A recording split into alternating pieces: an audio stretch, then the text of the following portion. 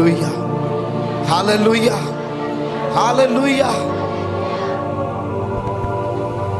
तो मोर प्रिय माने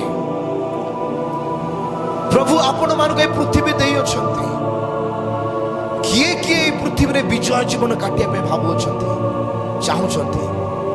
किए किए चाहुछंती? समस्ते चाहुछंती। आमेन। किए किए सत्य चाहुछंती?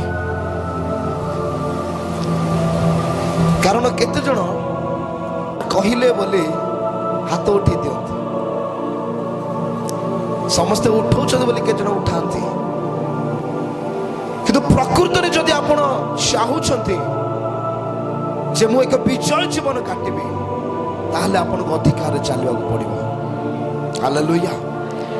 ए पुस्तक को जेतले हमें पढुछु एडी गोटे विषय हमें पढुछु जे प्रभु जिहिजी केवल भविष्य वक्ता को अस्थिर परिपूर्ण एक उपत्यका मध्य को नौछंती। कुआडे नौछंती? अस्थिर परिपूर्ण हाड़े परिपूर्ण मनुष्यर कंकाल परिपूर्ण एक उपत्यका को नौछंती। आउ जिहिजी कल को देखौछंती देख ए अस्थि सकल। मु गोटे प्रश्न तुमको पचारुछि ए अस्थि सकल की बंची पारिबे? कौन कहते? से अस्थि गुड़िक देखौछंती आ कहते ए अस्थि सकल की बंची पारिबे?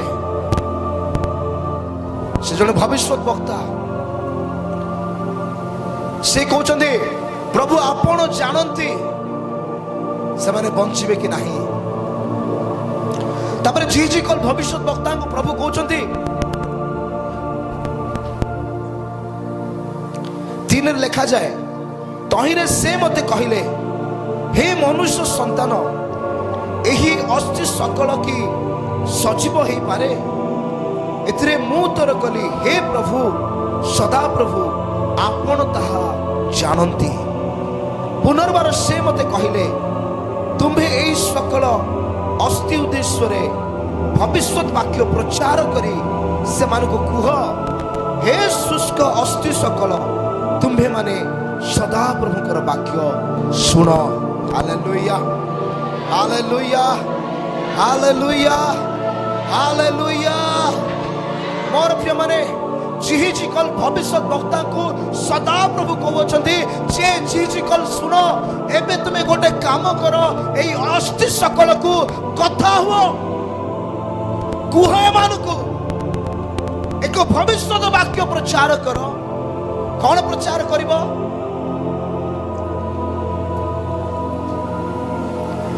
प्रभु सदा प्रभु यही सकल अस्थि को यही कथा कहती देख आम्भे तुम मानक मध्य प्राणवायु प्रवेश कराइबा वो तुम्हें माने जीवित हेब।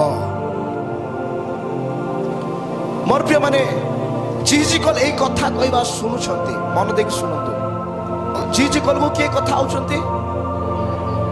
सदाप्रभु कथा आउछंती। जितेबले जीजी कल को सदाप्रभु कथा आउछंती से समय मध्य अस्थि सकल निज स्थान रे पड़िछि आउ से अस्थि सकल मध्य से कथा को शुणुछंती किंतु से माने जीवित हो नहांती। बुझुचंती मोर प्रिय माने ए अस्थि सकल जेमिति पड़िछंती सेमिति अछंती सदा प्रभु कथा कहउछंती तथापि एमाने जीवित हो नांती। एमाने गोटे मनुष्यर रोग को अपेक्षा करियोछंती और प्रभु कहउछंती तुमे जतेबेले कहिबो जीजी कल एमाने जीवित प्राणी हेबे। हालेलुया। आउ जतेबेले जीजी कल सदा प्रभु जो कथा कहिले ताहा कर्णरे शुणुछंती समान कथा को मुखरे कहउछंती ए अस्थि सकल एकाठी हेबाक आरंभ करूछि। अस्थि सकल मध्यरे जीवन प्रवेश करिबा आरंभ करूछि। ए এই বাক্যরে মহান মহান বিଷୟ লেখা ଅଛି। এই বাক্যরে মহান মহান ବିଷୟ ଲେଖା ଅଛି। ଆଉ ସେଇ ସମସ୍ତ ବିଷୟ ପ୍ରଭୁଙ୍କର ମୁଖରୁ ନିର୍ଗତ, ତାର ମାନେ କେବେ ବି ଏହା ଏ ପୃଥିବୀରେ ପୂର୍ଣ୍ଣ ହେଇପାରିବ ନାହିଁ। ମୋର ପ୍ରିୟମାନେ, ଯୋଉ ପର୍ଯ୍ୟନ୍ତ ଏଇ ବାକ୍ୟ ଆପଣଙ୍କ ମୁଖରୁ ବାହାରି ନାହିଁ ସେ ପର୍ଯ୍ୟନ୍ତ କିଛି ହେବ ନାହିଁ। Hallelujah, hallelujah, hallelujah. କେତେ ଜଣ ବୁଝିପାରୁଛନ୍ତି? ଆମେ ସମସ୍ୟାରେ ପଡ଼ିଲେ ଆମେ ପ୍ରାର୍ଥନା କରୁଛୁ, ହେ ପ୍ରଭୁ ଦୟା କର, ସମସ୍ୟାରୁ ଆମମାନଙ୍କୁ ଉଦ୍ଧାର କର। ଏ ସମସ୍ୟା ମୋ ଜୀବନରୁ କାହିଁକି ଯାଉନାହିଁ? এই ରୋଗ ମୋ ଶରୀରରୁ କାହିଁକି ଯାଉନାହିଁ? ଆମେ ଅନେକ ସମୟରେ এইটা অপেক্ষা କରିକି ଅଛୁ ଯେ ପ୍ରଭୁ କେତେବେଳେ କାମ କରିବେ, ପ୍ରଭୁ କେତେବେଳେ ମୋର ସମସ୍ୟାର ସମାଧାନ କରିବେ, ପ୍ରଭୁ କେତେବେଳେ ମୋର ରୋଗ ସୁସ୍ଥ କରିବେ। ମୋର ପ୍ରିୟମାନେ, ପ୍ରଭୁ ଯାହା କରିବା କଥା ସେ କରି ସାରିଛନ୍ତି, ଆଉ କିଛି କରିବାର ବାକି ନାହିଁ। ପ୍ରଭୁ ଆପଣଙ୍କ ଜୀବନରେ ଆଉ କିଛି କରିବାର ବାକି ନାହିଁ। ଯାହା ସେ କରିବା କଥା କରି ସାରି ଅଛନ୍ତି। ଯାହା ଆପଣ ପାଇବା ପାଇଁ ଚାହୁଁଛନ୍ତି ତାକୁ ଏଇ ମୁଖରେ କହିବା ଆରମ୍ଭ କରନ୍ତୁ। ଯାହା ଆପଣ ଦେଖିବା ପାଇଁ ଚାହୁଁଛନ୍ତି ଏଇ ମୁଖରେ ସେ ଆପଣଙ୍କୁ ଅଧିକାର ଦେଇଅଛନ୍ତି, ସେ ଆପଣଙ୍କୁ ଶକ୍ତି ଦେଇଅଛନ୍ତି। ଏ ମୁଖରେ ଆପଣ ସ୍ୱୀକାର କରିବା ଆରମ୍ଭ କରନ୍ତୁ। ବାକ୍ୟରେ ଲେଖାଯାଏ, ମନୁଷ୍ୟର ଉଦର ତାର ମୁଖର ଫଳରେ ପୂର୍ଣ୍ଣ ହୁଏ। ମନୁଷ୍ୟର ଉଦର କେମିତି ପୂର୍ଣ୍ଣ ହୁଏ? ମନୁଷ୍ୟର ପେଟ କେମିତି ପୁରେ? ତାର ମୁଖର ଫଳରେ। ମାନେ ଆପଣ ଯାହା କହିବେ ତାର ଫଳ ଆପଣଙ୍କ ଜୀବନ ଉପରେ ଆପଣ ଦେଖିବେ। ଯଦି ଆପଣ କହିବେ ମୁଁ ଆଶୀର୍ବାଦର ପାତ୍ର ଅଟେ, ତାହେଲେ ଆପଣ ଆଶୀର୍ବାଦକୁ ଦେଖିବେ। ଅସୁସ୍ଥତା ସମୟରେ ଯଦି ଆପଣ କହିବେ ମୁଁ ଯୀଶୁଙ୍କ ନାମରେ ସୁସ୍ଥ ଅଟେ, ତାହେଲେ ଆପଣ ସୁସ୍ଥ ହେବେ। ପରିସ୍ଥିତିକୁ ଯେତେବେଳେ ଆପଣ ବିଶ୍ୱାସର ସହିତ କହିବେ ସେ ପରିସ୍ଥିତି ପରିବର୍ତ୍ତନ ହେବାକୁ ଆରମ୍ଭ ହେବ। ଆମେ ଅପେକ୍ଷା କରିଛୁ ପ୍ରଭୁ କେତେବେଳେ କାମ କରିବେ।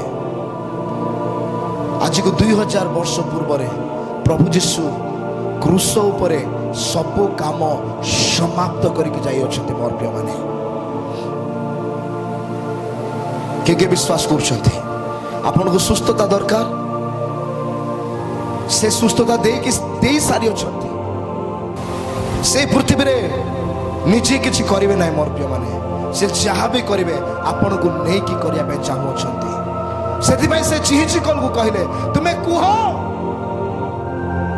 ତୁମେ କୁହ, এই অস্থি সকল কଣ ହେବେ?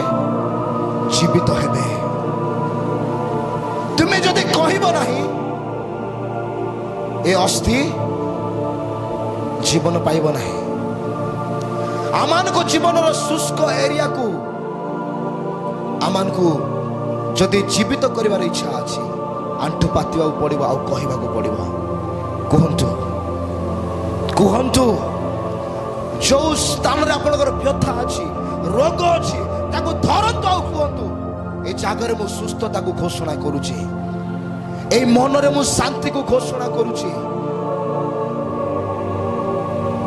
ଆପଣ ଆଜି କହିବେ, କାଲି କହିବେ ନାହିଁ। ରବିବାର ମନେ ପଡିବ, ଆରେ କହିବାର ଥିଲା। ମାସେ ପରେ ମନେ ପଡିବ, ଆରେ ଭୁଲି ଯାଇଛି ପ୍ରଭୁ, ଆମେ ମନୁ।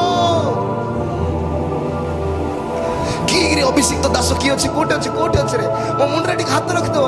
ଆରେ କୋଉ ଦାସର ହାତ ରଖିଲେ କିଛି ହେବାର ନାହିଁ।